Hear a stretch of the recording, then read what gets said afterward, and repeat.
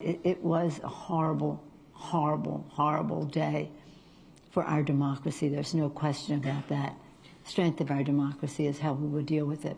But as I close, I just go back to where we were last weekend. Many of us gathered in New York for the 9/11. Now that was an assault from outside. What happened on January 6th, an assault from within. Horrible in both cases. It was an insurrection incited by the President of the United States. No one could have ever expected that or been prepared for something like that. But it had its roots in some kinds of white supremacy, anti-Semitism, Islamophobia. That's how the FBI director describes some of what is out there when he has said the U.S. is more at risk from domestic terrorism than from global terrorism. Imagine that. And let me just say in that regard, that president, he did not create those problems I mentioned, but he galvanized them. And this is what you have to be aware of every place.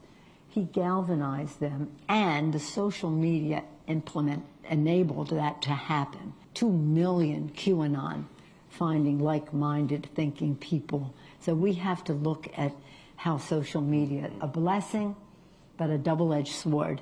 Well, I would say to my Republican friends, and I do have some, take back your party. The Republican Party, the grand old party, made tremendous contributions to our country, founded by Lincoln, but over the years, tremendous contribution to our country. Don't let your party be hijacked by a cult.